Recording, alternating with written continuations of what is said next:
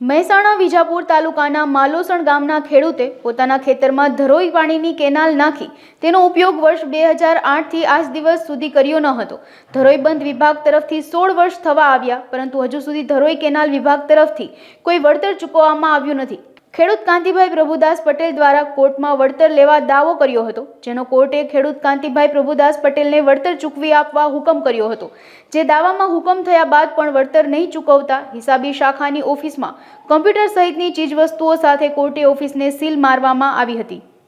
મારું નામ પટેલ કાંતિભાઈ પ્રભુદાસ, મુકામ માલોસણ, તાલુકો વિજાપુરનો હું રહેવાસી છું।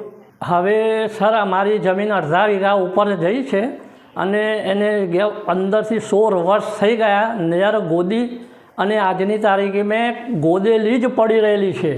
અમારે 13 લાખનો અમે દાવો કર્યો છે, 1 ગુંઠે 1 લાખ રૂપિયાની માગણી કરેલી છે અને એ પ્રમાણે અમે 13 ગુંઠાના 13 લાખને દાવો કરેલો છે અને અમારી માગણી છે કે સત્વરે સરકાર અમને ચૂકવી આપે। ઓફિસો સર એટલા માટે સીલ કરવી પડી કે વારંવાર રજૂઆત કરવા છતાં કોર્ટમાં આવીને કોર્ટ સમક્ષ લેખિત બોહેધરી આપવા છતાં પણ કોર્ટ ઓફ કન્ટેમ્પ્ટ થયેલું છે અને અધિકારીની બેકાળજીના કારણે આ થયેલું છે। એટલે અમારે ફરીથી નામદાર કોર્ટમાં રજૂઆત કરવી પડી અને નામદાર કોર્ટે ફરીથી એમને રૂબરૂ બોલાવ્યા, ખુલાસો કર્યો, ફરીથી એમને લેખિત બોહેધરી આપી, ચેકબુકો અમારી અંદર છે એટલે અમને કાઢવા આપો એવી વાત કરી। એટલે ફરીથી કોર્ટના હુકમ પ્રમાણે અમે 4 પૈકી 2 ઓફિસો અમે ખોલી આવેલા।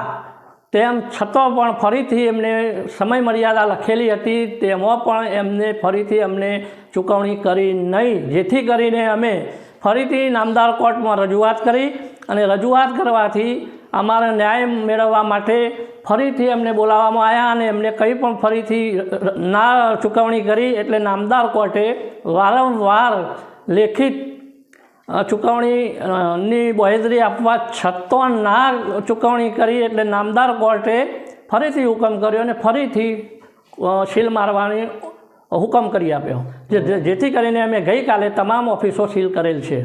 કોર્ટ કચેરીમાં સર અમારા જેવા ખેડૂતને અજાણતા પણ કેટલી બધી મુશ્કેલીઓ પડી છે તો અમે જ જાણીએ છીએ। વારંવાર ધક્કા ખાવા, વારંવાર રજૂઆતો કરવા છતાં ખોટી હૈયાધારણો આપવી, વારંવાર ગાડી ભાડો ભરવો અને વારંવાર જઈ અને ધક્કો ખાવા, હેરાનગતિ તો અમને પૂરેપૂરી થઈ જ છે। તેમ છતાં અમે અપેક્ષા અને અમને પૂરી વિશ્વાસ છે કે નામદાર કોર્ટ અમને સારામાં સારો નિર્ણય આપશે અને અમારી ઈચ્છાઓને બળ આપશે।